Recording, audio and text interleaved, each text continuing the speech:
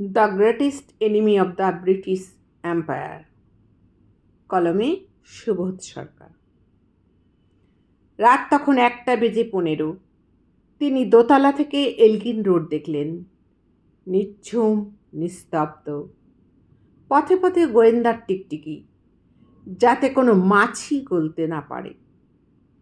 সেদিন লন্ডনের হেডকোয়ার্টার্সও জানত Subhash Chandra Bose the greatest enemy of the British empire. লালবাজারের কমিশনার স্যার ফেয়ারওয়েদার নির্দেশিকা জারি করেছেন, এলগিন রোড অবরুদ্ধ করো, বাঙালিকে বিশ্বাস করি না।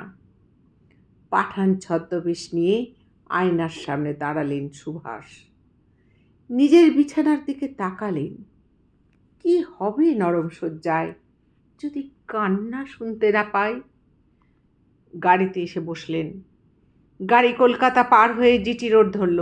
ব্যান্ডেল, চুঁচুড়া, শক্তিগড়, আসানসোল অতি দ্রুত পার হয়ে গেলেন বেঙ্গল বর্ডার। কে পার হলেন? The greatest enemy of the British empire. Sir Fairweather বুঝতে পারেননি এলগিন রোড অবরুদ্ধ করে রাখলেই বাঙালিকে আটকে রাখা যায় না। বেঙ্গল বর্ডারে গাড়ি থামালেন, নেমে দাঁড়ালেন।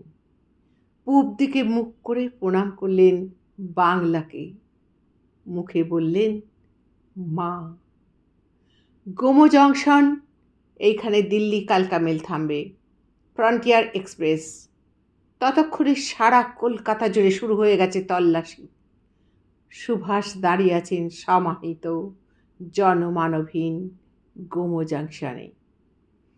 ট্রেন এসে দাঁড়ালো। সুভাষ একবার পেছন ফিরে তাকালেন তিনজনের দিকে, শিশির, অশোক আর মীরা।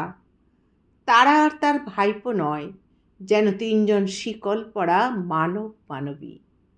তাকালেন অপমানিত ভারতবর্ষের দিকে। তিনি যাবেন কাবুল, কান্দাহার হয়ে জার্মানি।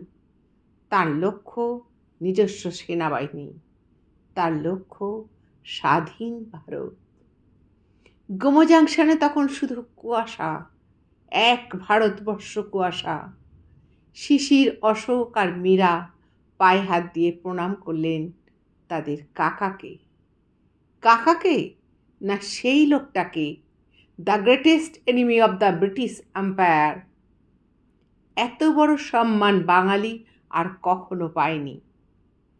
সুভাষ কালকা মেলে পা দিতে গিয়ে আর একবার ঘুরে দাঁড়ালেন ভারতবর্ষের দিকে।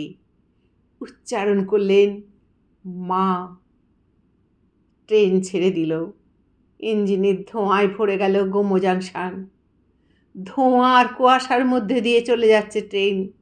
একটা লোক একা একা একা একা চলেছেন ভারতের স্বাধীনতা আনতে।